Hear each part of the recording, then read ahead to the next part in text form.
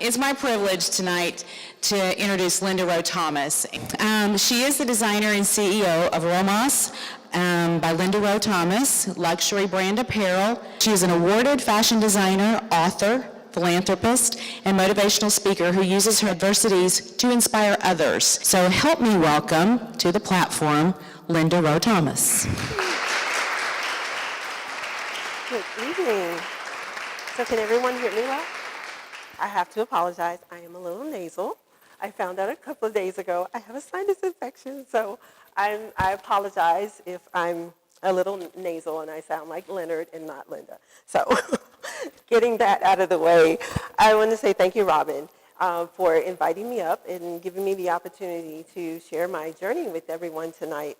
And it's always such a pleasure because it's important for me to make sure that the arts stay a part of the community, and it's always been a part of who I am since I was a little girl. So I'm always thrilled to work with any organization that wants to evoke that emotion and compassion for the arts into the community.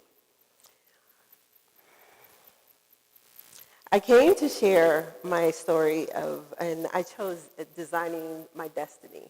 And a lot of people say, well, how do you design your destiny? Well, first of all, for me, destiny was my purpose, and there's nothing anyone can do about your purpose. Your purpose is who you are from the moment you come into this world. Your purpose is there, and it's a matter of finding it. And when I look back over my life, there were probably about 3 pivotal moments that I feel like truly defined who I was and kind of lay the foreground for me to design this remarkable destiny or journey that I've been on. And I like to call those phases hope, faith, and evolution. And as I go along, I will explain that to you. But my mother was so instrumental in the hope phase of my life and who I am and the woman that I'm here standing in front of you. And I always think, and I share this every single time, when I hear my bio read, it's always so overwhelming because I was not meant to be. I was not supposed to be. My mother was told I could never be the woman that was in that bio. So it's always so, it's just so surreal to hear it, and I think, oh, I did that. But I guess if I'm starting with my story, I have to go all the way back. And I just took this picture, actually. I went home for the holidays, and absolutely everything had changed. And the house is abandoned now, and it's just, that's the little dirt road that led to our house from being born to going off to college. And so I took that picture, and just being there, standing at the bottom of the hill, because I ran track too in school. And so I used to race up the hill all the time. When I'd jump off the bus in that very spot, and I'd race up the hill every single day. So this is where it all began for me, in Douglasville, Texas. I think there's 230 people there now. So it's a little small country town. I went to a high school in Atlanta, Texas. Ellen actually attended that high school as well. She's much older, but yes, she attended that high school as well. And I ran track there. So this is the only picture I have of myself prior to the fire. And so let me explain that whole story. I always say that my life began in November of 1970. I was actually a couple of months shy of being a year old, and 2 years old. And I was standing next to a kerosene heater with my younger sister, my older sister. She was 6, and I was 2 years old. And apparently, according to my mom, I've always been a little diva. So that morning, I had dressed myself in this fur coat, and I had put on a fur coat that had the hood, and I was standing there. And because I put that fur coat on, only my hands and my face were burned, and you could literally see where the sleeves were. And so I say fashion saved my life. So, but unfortunately, though, 5 days later, my sister passed away. And so she passed away on my mother's birthday. And so my mother is faced with the doctors telling her, you have lost one, and the other is beyond repair. And they actually told her she will probably never have a good quality of life because of the injuries that she sustained to her hands. And so you would have to know my mom. She was like 5'10", and she was so matter of fact. And I hope I don't offend anyone when I say this, but she said she looked at the doctor and she said, you don't know the God I serve. And I was one of six in my family, and my dad was a minister. So I would say she should have been, because I'd never seen anyone that was so strong and faithful and just had so much hope and so much strength and so much courage. And it was from that moment that she decided that I was going to have a choice in life. And that's what she did. From that moment on, she made sure that I would never be put in a box, that I would never have to answer to limitations, that I would never have to accept adversities. And one of my favorite stories just to show you how she was, therapy. We had to do therapy when we were, after the surgeries, and there were tons of them. Oh, there were tons of them. Sometimes I would be at the hospital for summers, weeks at a time. But you had to do therapy to get the hands and the mobility back. She came in one day with this box, and she puts it on the counter, and she opens it up, and it's an organ. And I was like, what am I going to do with that? Because I don't have any fingers. And her head whipped around, and she said, don't you ever tell me what you cannot do. You may not do it like everyone else. You figure out your way, and you get it done. Needless to say, next thing I know, I'm playing on top of Old Smoky. Mary Had a Little Lamb. You name it, I figured out how to play it. And that's just how she was. And it was nothing that she would allow me to say I couldn't do. She would tell me can't is not an option. Can't is never an option. And so that is on the right there, on my right, is a picture of me and my little brother. And those are, I went through summers of all these surgeries and all these operations, and you had to wear the compression garments and all these different things. But the one thing that I remember about my mother, and I talk about her a lot, but I had a great father as well. My dad was just really quiet. My mom, she made sure, like I said, that there were just no limitations. And I chose this picture because I remember going to school for the first time and them telling my mom, well, she should probably go to a different, they wanted to kind of isolate me and not put me with the regular kids, so-called regular kids. But of course, my mom was not having it.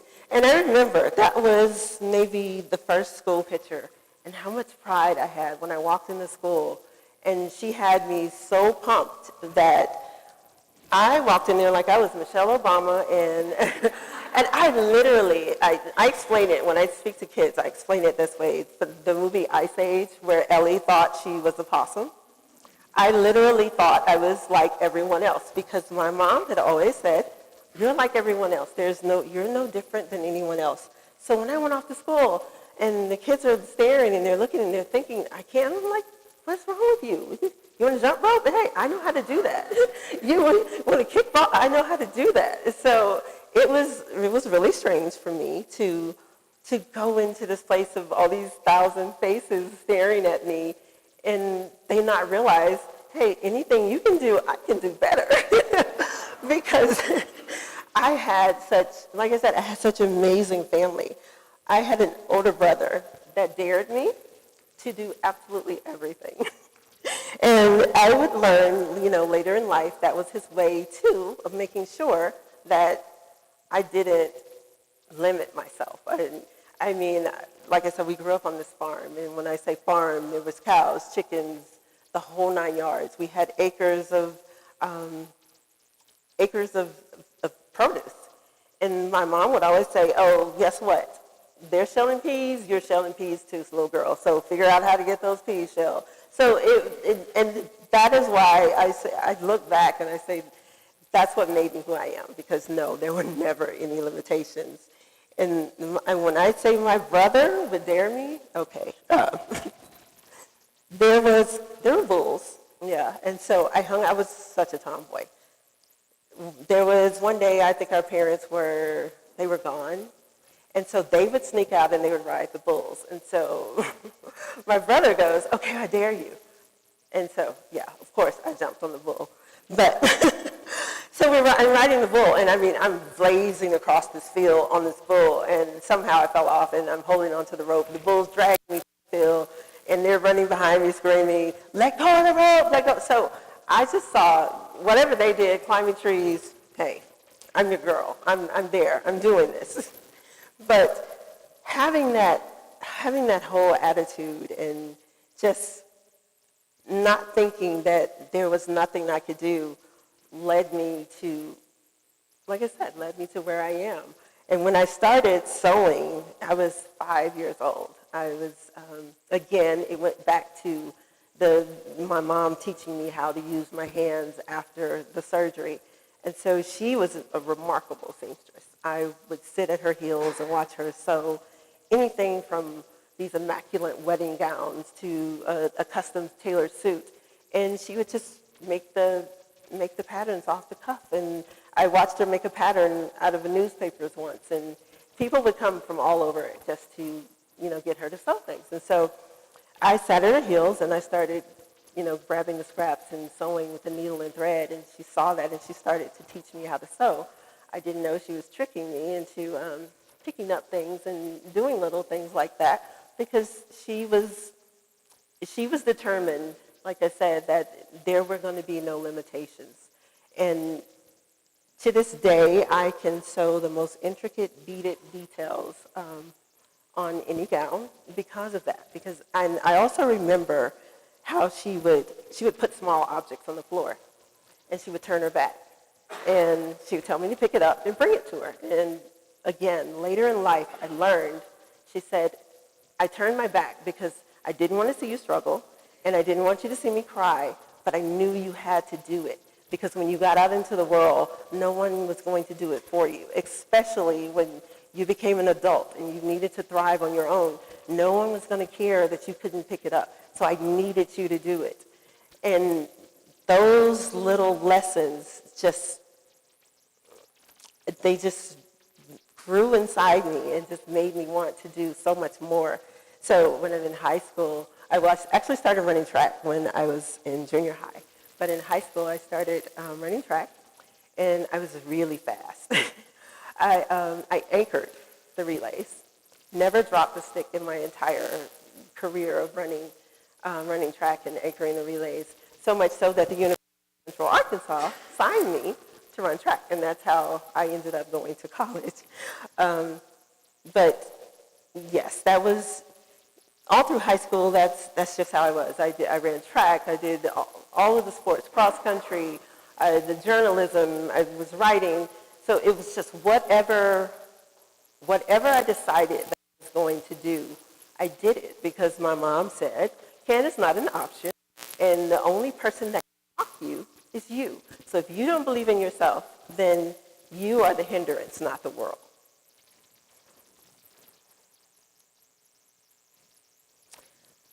So after going off to college, this kind of transitioned me into that faith phase of my life, where I had to, my mom has instilled all this hope in me and given me all of this strength, and she's planted all the seeds in the world, and now I'm off at college, and at first I thought, I'm here alone, no one knows me, but apparently UCA was very good at recruiting from Texas, so most of the track team already knew who I was because of Texas, so I fell right back into my comfort zone.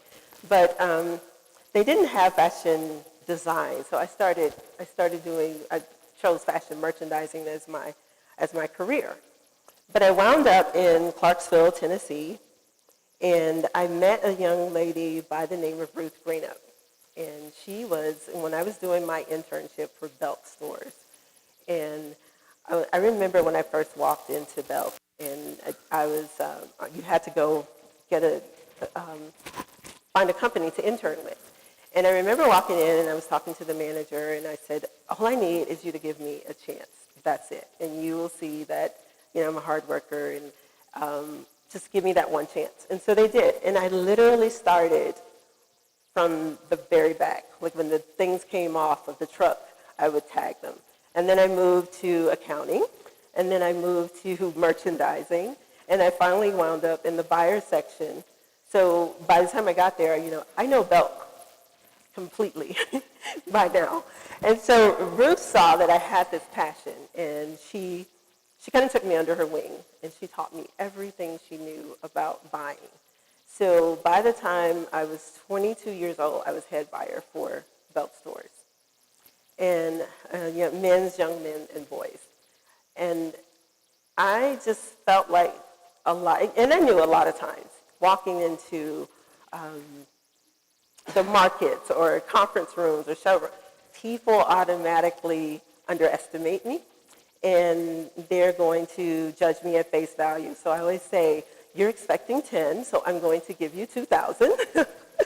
So I've always been that hard worker where I know what you're expecting of me, so I'm going to go above and beyond. And the next thing you know, and then I went on to being a buyer for Macy's, and I worked at Dillard's. I did it here in Little Rock. I was on their design team for a while, and I worked at IBM. I covered their entire retail sector from, I think it was Kentucky all the way into New York. And then I think it was probably about 2000, somewhere in there, and they started doing this downsizing. And they offered me I was over a new division. And they said, well, do you want to move over because we're phasing it out? And I decided, you know what? I want to do my own thing.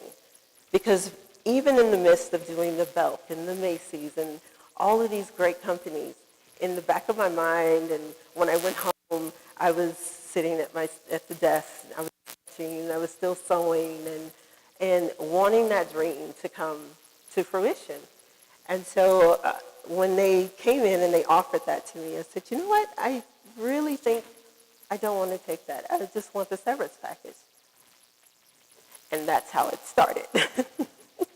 I took the severance package, and I started designing in my bedroom, the spare bedroom of our house. And I was living in Dallas at the time. My ex-husband's job brought us to Arkansas. And so I end up in Arkansas, and I'm designing here in my bedroom, like I said. And before you know it, I had clients, and I'm like, oh, there's too many people here. I can't have them come to my house. And then I was in a hole in the wall, and it's like, oh, now my clientele is getting bigger. They can't come to the hole in the wall because there's literally a Bell's bondsman across the street. It doesn't look so good. So I wound up with a 7,000 square foot facility, as she mentioned earlier, and I'm the only designer showroom in the state of Arkansas and production house. So I've traveled a very long way, and I'm very proud. But what really got me there was I was introduced to a producer of New York Fashion Week, and they said, well, send us over some of your things. And so I sent over some images, and so they called me, and it was like, would you like to do New York Fashion Week? Oh, absolutely. How fast do you need me to be there? So it started with that. That was 2010. And then everything just took off from there because, of course, they got wind of my story and who I was. And these are some of the pieces from, excuse me, from a few of my collections, maybe the first collection. And then some of them are just random favorites. But I wish that my mom could be here because I've done some very remarkable things and been featured in People magazine and had my story shared all over the world, and I've had my gowns on the red carpets of the Golden Globes, the ESPYs, and I could just go on. And it's, again, I have to say, it is so surreal because when I go back to that little girl in that picture and them telling my mom, hey, she probably won't have a good quality of life, that same person did all of this. And what people don't realize is that I still sew everything myself. Yes. And the majority of it is by hand. I do use a sewing machine, but I do a lot of it by hand. This particular dress has like a really special story to it. All of those are beads. I was in my showroom, and the stylist, which is a friend of mine, this is Erica Ash from Survivor's Remorse. So I dressed her for another event that she went to. And so her stylist is in my studio in Little Rock, and the dress is incomplete, maybe part of the skirt. And she calls Erica, and she says, you got to see this. And so I could hear her in the background, oh my God, I need it. It was a Thursday. The show was on Sunday. And I was like, Tiffany, it's not even finished. And she was like, but it's going to be millions. It's going to be live. Okay. Can is not an option. Can is not an option. So I was on my way to Dallas to speak. And so I went through her file, got her measurements, did a quick pattern, threw all of these beads, all of this fabric into the bag, got to Dallas. I spoke. So by now, it's Friday. So Friday, I'm trying to finish it up because I have to ship it off Friday evening by 7 in order for it to get to LA the next morning for them to fit her. I sat in the parking lot of FedEx for 3 hours and strung beads, not even knowing that she was going to like it or not and wear it. And so I sat there, and I literally walked in, it's 15 minutes left. And I handed it to him, and I'm like, okay, that's it. I can't look at another bead. There were beads all over the car, under the floor mat. I had beads in my ears from that day, from sitting there. I was like, I don't ever want to see another bead again in my life. And so Saturday evening, the stylist, she sends me a text, and she says, guess what she's wearing? And so Sunday, I turn on the TV, and there it is. And so of all of the things that I've done, I think this is probably like my favorite story, and not necessarily the biggest celebrity, but the most favorite story because it tells the story of who I truly am, is that I never back down, and I'm going to make it happen, and I'm always up for a challenge. But it turned out beautifully, and actually I have this amazing picture of Maxwell, the singer. He picked her up backstage, and he was like holding her, and you can see how the beads just drape. And so I'm like, yes, definitely getting that hung. So yes, this is one of my most favorite stories of anything that I think I've ever done. And again, those are just some pictures. But I'm going to back up for just a little bit. So, and all the things, like I said, in all of the things that I've done, the hope phase of my life and the faith stage of my life, they all were building me up to something, because each one of those stages, they put something in me that I will never be able to forget. In the hope phase, which I say is my mom, because again, she was so instrumental in me being who I am, and me having that compassion and that drive for life, just having that zest that I will never give up on anything, no matter what it is. And the faith stage of my life came from, being there in the hospital and seeing all the other kids. And I went to Shriners in Galveston, Texas, and I went there from the age of 2 to 18. And I noticed, we never, ever paid a bill. And I know that bill would have been astronomical, but because there were people that had a compassion for giving, for volunteering, places like that exist. And that was important to me. And then with Ruth Greenup, Ruth Greenup, oh, she really put a fire in me. And I started doing the internship programs based off of her and what she gave to me. So my company, Remorse, actually has an internship program, and I'm partnered with, and I actually have more schools now. When I did this slide, they weren't all added because I've added Euler and a couple of others, and Thea Foundation and a few more. But the purpose of it is to give other students that hope, that opportunity, that head start that Ruth Greenup gave to me. And so that is why I started the internship program.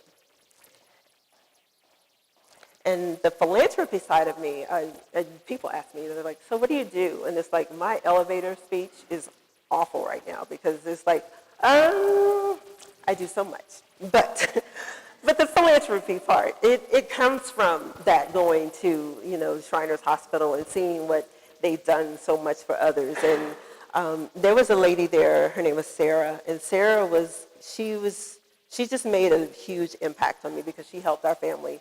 I remember her from my first memory, and she was always there in the way she helped the families and the kids, and she just had this bond and this gift of connecting people. So I always say that there are those three women in my life that I feel like I'm carrying the torch for them, because actually all three of them have passed on, and I feel like it's my duty that they continue to live on by carrying that torch of who they are. And so that's where the philanthropy part of me comes from, is remembering Miss Sarah and how she was always there. And I used to follow her around the hospital.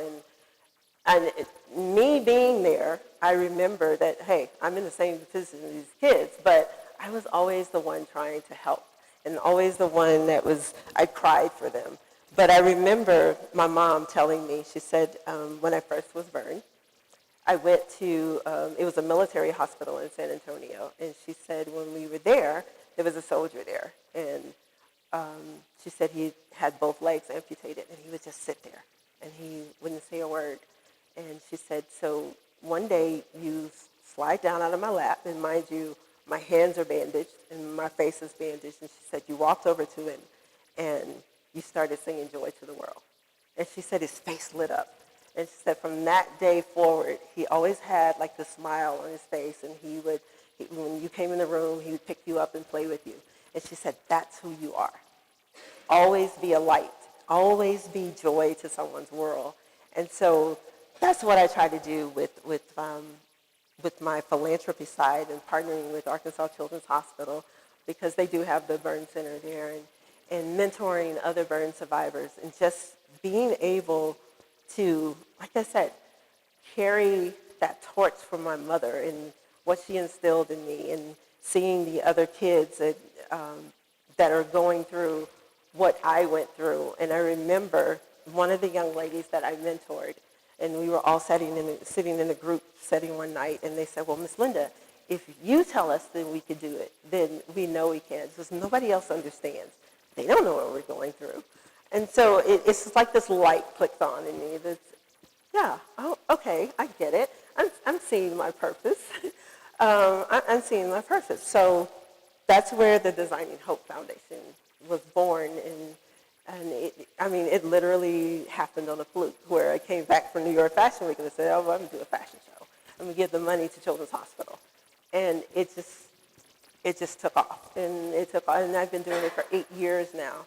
And seeing someone like Sierra, which she was 14 when I first mentored her, and she was so timid and she was so shy. And now she's graduated, she's off in college, but she went on and she was on the dance team and all these other things. And that's my purpose. That's what I'm here for. And I was like, my aha moment happened. I'm like, okay, God, I get it. That's what I'm here for. That's my purpose. Yes, I love the fashion. I love the design. But I really do feel like my true purpose is to carry those torches and to continue on the beautiful things that those three women started in my life. These are my kids, and it's probably like my greatest joy, greatest joy ever.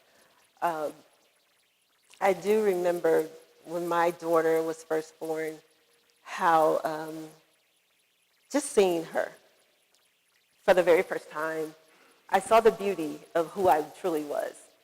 And I say that because I went through my whole life, with the strength that my mother had instilled in me. But I don't think it was until after she was born that I truly got the lesson that she was trying to teach me, that I was beautiful, I was valuable, I had a purpose in life, regardless of the scars, regardless of any flaws, regardless of what anyone else could think. My talents, my gifts, who I am, had value. And so now I tell people I can truly look in the mirror and love the person that's staring back at me. And that has been one of the greatest things that I've learned on my journey of designing my destiny is getting to the point of seeing that beautiful little girl and knowing that she was a part of me. And I always say that she is my beauty and my son is my strength, because they're a little different. And I say that because, of course they have to deal with the stares or catching someone looking at me too long. And my daughter, she's a little prim and a little proper, but she will kind of set you straight in this very sweet way. My son, however, I gotta reel him in.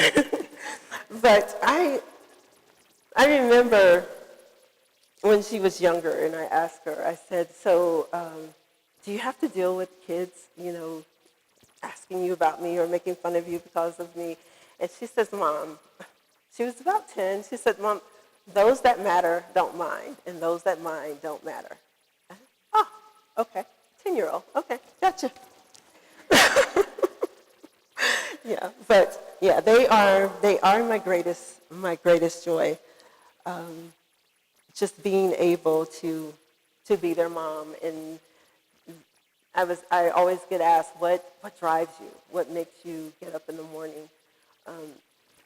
These two, Amari and Zachariah, they drive me every single day to continue what I'm doing, because I feel like if they see that I'm not going to allow any adversity to ever stop me, I'm never going to allow someone to put me in a box that, what is it that can stop you? And there's this running joke around the house, and they'll say, I can't do something. So I think I've pretty much gotten it out of them now. They don't say can't, because I would say, could you explain to me what that means? I was never taught the definition of that word. So, yeah. So I was sarcastic enough that, yeah, they don't do that anymore. But yes, my kids are my greatest joy. But I really feel like designing my destiny is going to take me so many other places, because then there's the evolution phase of where I am and who I am, because I can't see that I will ever stop. And I tell them I will be that little old lady back in the showroom, still in the showroom, running around in her heels, have to have heels on. And I will still be running around in my heels, designing and directing and telling them what I want, and sharing my story, whether it be in the writing, or whether it be in the public speaking, or the design. The sky is the limit for me. And I was actually invited to do Paris Fashion Week in September of 2019. So I am so stoked about that, because I remember walking around the house with my mom's heels on and my dad's briefcase, and people would say, did you ever think you were going to be here? Actually, yes, I did. I envisioned this from when I was a little girl, that this is what I was going to be. And I can also remember typing my name and taking a fashion calendar and gluing my name to the bottom of the fashion calendar. So now I have the actual fashion calendar that reads Donna Karen, Calvin Klein, Linda Rowe Thomas. And so I have it framed. And like I said, I really wish that my parents could see what has went on in my life and where I've become and what I've become and where I'm going, because my evolution continues, and I'm so thrilled about it. And to be able to travel and share my story and to not be intimidated, because I am in the fashion industry, and that's another thing that comes up. How do you deal with it in the fashion industry, and it's based on image? How do you not? I always say people will treat you the way you treat yourself and the way you present yourself, and you will never catch me walking into a room with my head bowed and my eyes lowered, because that's not who I am. I'm strong and confident, and that's just who I am, and just because of an image that the world sets for me will never define me. And I pray that, my kids and everyone that I cross paths with, that they are the same. So in going through that hope and the faith and the evolution of who I am, I cannot wait to see what's next for me, because like I said, I am a huge dreamer. I'm always dreaming, and I'm constantly creating. And the fact that I can stand before you and the very hands that they said you would not have a good quality of life because of, I always say God placed a remarkable gift in these unusual hands, because I do so many remarkable things with these very hands. And I would, before I stop talking, because I love the question and answer, so I hope you guys have like lots of questions, because I like to talk. But I like the interaction more. But, and then I just lost my train of thought. But I totally forgot what I was about to say. So I guess that can we do like the question and answer? Yes. Okay, good. Thank you so much, Linda. Your story is absolutely amazing. We're going to open it up for a few question and answers from the audience, and then we'll do a show. I know what it was, though, before. I know what I was going to say. I always challenge everyone before I leave. And so I challenge you to truly think on your purpose and who you are and and we don't always know our purpose, but I challenge you to think on your purpose, to think on what is your destiny, and to actively pursue it, and pursue it passionately, and not give up on it. Okay, now I'm done. Perfect note to end on. We'll do a few questions from the audience, so if you have a question, just raise your hand and we'll come to you. And then we'll do a quick show of some, I think 10 looks from Linda's collection, and then Yes, I brought design. we'll have a few more questions after you've seen the clothes. So does anybody have an opening question for Linda? And I'm open to anything. I'm an open book. Yes. I know that getting kind of into the arts and fashion world, that money can be a hindrance on things. Have you ever experienced like a time in your life where maybe you had an opportunity that came up and money was kind of the hindrance of like getting to that goal? Does that make sense? Absolutely. And I know exactly when that was. When I went to New York Fashion Week, and so this was the first time, and I was just all about, I'm going to New York Fashion Week. And when you go to Fashion Week, there are buyers there from all over. There are, boutique owners there, the whole 9 yards. I mean, from everywhere. And I quickly realized there's no way that I can fill these orders because I sew everything myself. And so then it got into, who's going to sew all of this? And if you're going to get it manufactured, you're going to need the upfront money to kind of get it started. So yes, all of those things definitely fall into play. So I always tell anyone now, if you are trying to get on a larger scale, to make sure that you have something in play to where if you get a lot of orders, then there's something there to be able to manufacture them and get them going. do you have that seed money? So it's best to start small. Take it from me. It's best to start small with, maybe a few pieces, maybe a 6-piece collection, something like that, and it's limited. And that way you get more of a handle on it, because it can become very overwhelming financially. This is from a mom to a mom question. My daughter was born with Down syndrome, and she's been modeling since she's been 2. But she hasn't made that realization yet that she's different. And although we promote the Changing the Face of Beauty movement, and we're always about diversity and inclusion, I really fear that moment where she has to say to me, "Mom, why am I different? Why do I look different?" What would you say to her or other girls that have that question and that have to bring up that kind of talk? I will tell you, the way I spoke to some kids at the elementary school. And what I did was I put up a picture on the blackboard of the stormtroopers from Star Wars. And I said, if we lived in a world where everyone was the same, this is what it would look like. And I don't know about you, but I like wearing my own heels, and I like being different. And so, but all joking aside, you just have to explain to her, we live in a world where we're all different. And it doesn't matter if it's image-wise or it's the internal thing that no one ever sees, because sometimes people have internal scars that no one else sees. We are all different. But you just have to teach her to embrace who she is, and to never look down on herself because she doesn't look like the next person. And that was the gift that my mom gave me. Yes, you do look different, because of course, eventually I realized I'm different than my sisters and brothers. But as long as you're there instilling in her to embrace her difference and to not to be ashamed of it, and to not allow anyone else to make her ashamed of who she is, she's going to be just fine, because as a mom, you have the ability to give her something that no one else can, because that's what my mom did.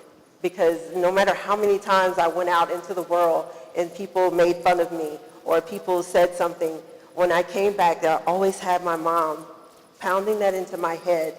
And even when I went off to college and she was no longer there, and I couldn't hear her voice specifically, I would hear her voice. And that's what you need to give her, is that gift of, you are special, you are unique. And don't be afraid, and don't shy away from that. I just wanted to ask, so I love the fact that you are so open with your faith, and how it is such a big part of who you are, and how you're so open with it. Have you had any instances when you were speaking or you were in the industry, because it is such a inclusive industry, how did you have anybody that opposed that, and how did you deal with that?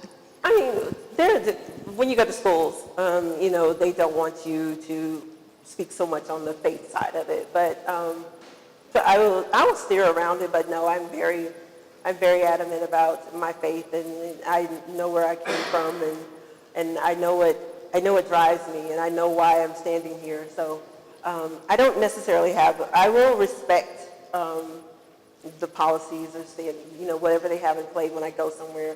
And I'll adhere to that, but no, on personal level, yes, my faith is extremely strong.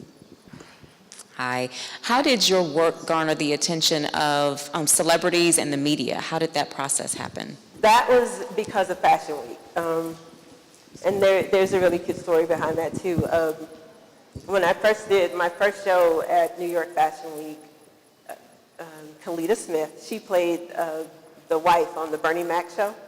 Her stylist calls and he says, Kalita wants to come to your show. And I was like, oh, okay, that's great. And he was like, but she wants to wear something of yours. So I'm in New York already, and it was 2 days away. So that was another one of those crazy moments where I did this whole Project Runway thing. I ran out to move and borrowed a sewing machine and took this dress. And so I was literally hemming it when he came downstairs to pick it up at the hotel.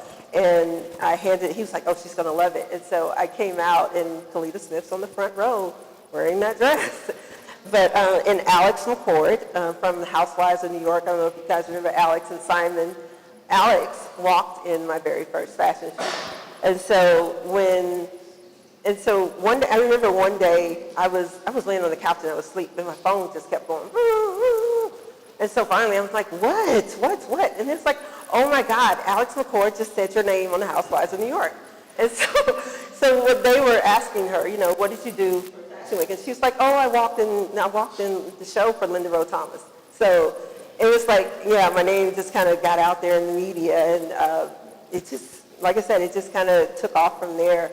And another big thing that I did was Dallas Wayne. He was the first facial transplant in the United States. He was burned on an electrical pole, and it literally burned his face off. And they did the first transplant. And he, in the process of him, you know, going through recovery and everything, he was at this burn center, and he met another burn survivor, and they got married. And I designed the gowns for the bridesmaids, and so I got to do it. So in People magazine covered it. So, you know, it's just little things like that, and my name just constantly started to roll and roll.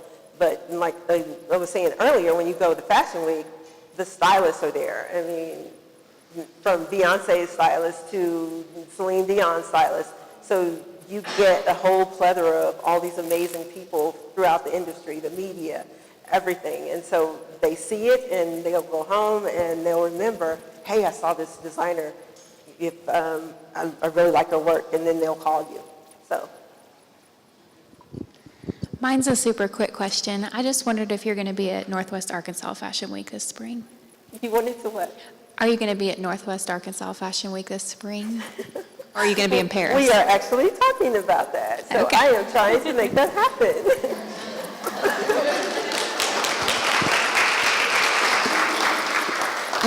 I think that might be a really good moment to segue into the show. Okay. And then after the models come out, we'll leave them in the front so you guys can take a little bit longer look at them. Thank you so much, everybody. Do we have any final questions? Yeah, hands are up. Where do you source your fabrics? Oh, that's a tough one in Little Rock, Arkansas. So what I do is I actually go to fabric markets in LA and in New York, and they usually do that maybe twice a year. And so you go there, and it's at the California Market Center or Jacob Davis Center, and it's literally vendors from all over the world. So I go there and I source fabrics, and I will take the swatches back home or have them email me stuff or send me swatches. And then I just kind of pick from that and create the newest collection. Okay. Hi, you had a beautiful collection. And my question is, so sometimes I actually design clothes which are like really unique, I feel, and most of my friends, whoever sees it, everybody tells me it's like really unique. But sometimes when somebody says, or when it comes to selling or something like that, I feel depressed. And have you ever feel depressed and like giving up this field? No. I've always felt like I said, from the minute I can remember that this was what was in me. And even before I didn't know what it was there with me designing with my mom. And I think I was maybe 10, 11 years old, and I saw Diana Ross in mahogany. And I was like, oh my God, that's a real job. And that was when I was able to put a label to, I'm going to be a fashion designer when I grow up. But I never gave up on wanting to do this. Of course, there were the difficult times because this doesn't happen overnight, that you wake up and you're in magazines or some celebrity is wearing your garments. And that's why I always say that if it has to truly be your passion. Whatever you're doing, it has to be your passion, because if it's your true passion, there's nothing that's going to stop you from doing it, even those down times, because there are the down times, and it's not all glitz and glamour. It's me sewing until my fingers hurt and I have to soak them, or my back hurts and I got to go to the chiropractor. So it's not always the glitz and glam of it, and even if I think for a minute, oh my God, I'm sick of this, it's before I can even get the thought out, I know I'm not going to stop, because that's just what's inside me. But it's okay to take a break and take a breather, but no, if it's truly your passion, don't give up, regardless if it's you and your own doubt or someone else feeding you the doubt. If it's your passion, don't ever give up on it. It's not an option.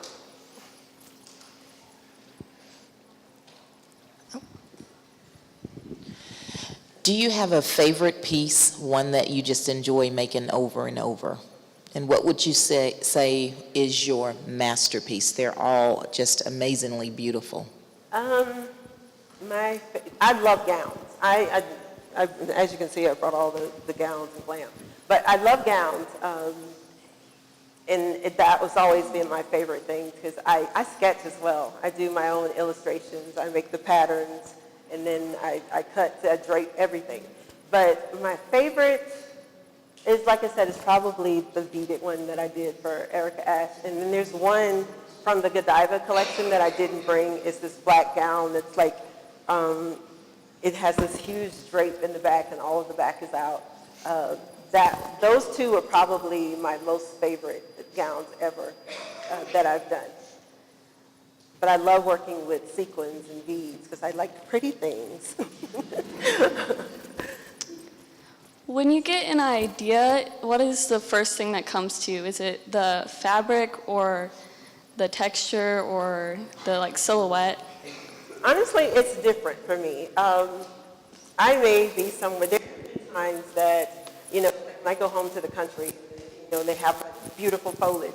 I may see a color that may inspire something, or sitting on the beach, and then the color scheme will come to me, and then I'll just start sketching. And I have tons and tons of books of sketching. The thing about me is you will find sketches everywhere, in the car, on gum wrappers.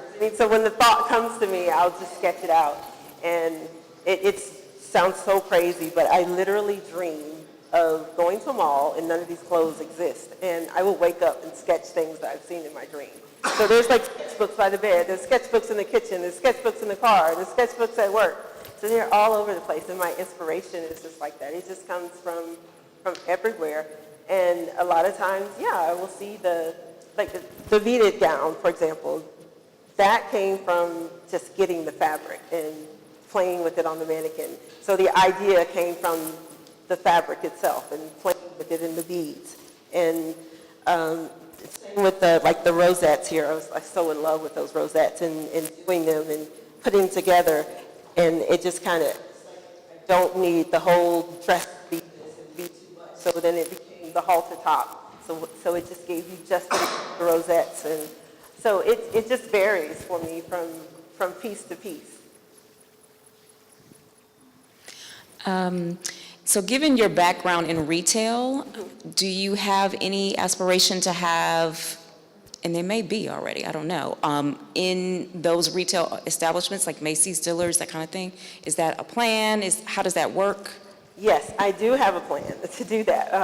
As I was saying earlier, it was difficult before, because had I gone, going to them, or because they've reached out to me before, and I just didn't have the ability to produce what they needed.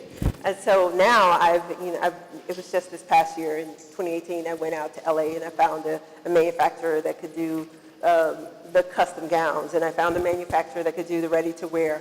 So I would still have creative control, but if Macy's said, oh, we want 3,000 of these, now I don't have to worry about how am I going to produce an order for 3,000. So absolutely, going into 2019, that is the big plan, is to have the Remorse ready-to-wear in bigger stores and all over the country, and having some of the nicer, the sequence pieces in some of the specific stores, the Bloomingdale's and on Rodeo Drive and things like that. So. Okay, I think we have time for just a couple more. Yep.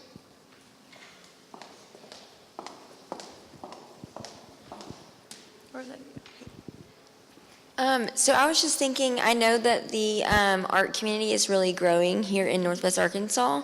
I know that you kind of, oh, I thought you could hear me. I know that you're kind of getting this going. Do you think that you'll be a little bit more involved? I would love to be a lot more involved. Yeah. Yes, because I mean, even just walking into this hotel and seeing the arts and everything, yes, I definitely want to expand and be more involved in Northwest Arkansas than I have been. Absolutely. That's great news. So as a woman, you've been very successful, not only in the business world, but in the arts and in fashion. What would you tell women today across the industry? What do you think is the biggest thing that women need to hear as far as advice or guidance? Again, I don't think that you can truly be successful at anything if you don't believe in yourself. And so for me, that's what it boils down to, is having that confidence in yourself, because there are those times when you walk into the boardroom and no one else believes. And there are those times when you get the doors closed in your face and you're told no, and that's not, we don't like that, and that will never make it. So having confidence in yourself gives you that immediate fuel to continue on and on and on and create that evolution of who you are, because if you're not believing in you, that's when you're stagnant, because you're sitting there, you're placing yourself in a box, not believing and waiting for someone else's acceptance or someone else's approval and someone else to say it's okay to do it now. I call it the puppet on the string. That's what I tell my kids. It's like the world is a puppeteer, and do you want to be on those strings? And I don't give them the ability to say when I'm happy, when I'm sad, when I'm going to be successful, when I'm going to try, because the greatest success starts with failure, and it doesn't matter how many times you do that. If you continue, you will eventually succeed. And so, yes, most definitely having confidence in yourself and truly believing in who you are. First of all, thank you so much for being here, Linda. It really was an inspiring story. Thank you. As a professor, I will tell my college-age daughter came home today and said a quote. She said, if you really want to do something, you'll find a way. If you don't, you'll find an excuse. Yes. What would you say to a young designer who kept making excuses after excuses instead of progress? My favorite quote. Excuses are monuments of nothingness. They build bridges that lead to nowhere. Those who use these tools of incompetence are masters of nothingness. That is one of my favorite quotes, and that's what it is. As long as you are using those excuses, you will always be a master of nothingness. So you have to, I just wrote a blog, and it was called Evolve or Repeat. And if you don't evolve and grow, you're going to stay stagnant and repeat where you are. So you have to evolve, make the conscious decision to evolve or repeat. I think that's a beautiful sentiment. So unless there are any very pressing questions, last round, I think that we can say thank you, models. Yes. You guys can go ahead and go back. And thank you so much, Linda, for joining us. If anybody would like to stick around for a little bit after the talk to discuss Northwest Arkansas Fashion Week or Arkansas Arts and Fashion Forum, we'll be here for a little while, so come introduce yourself.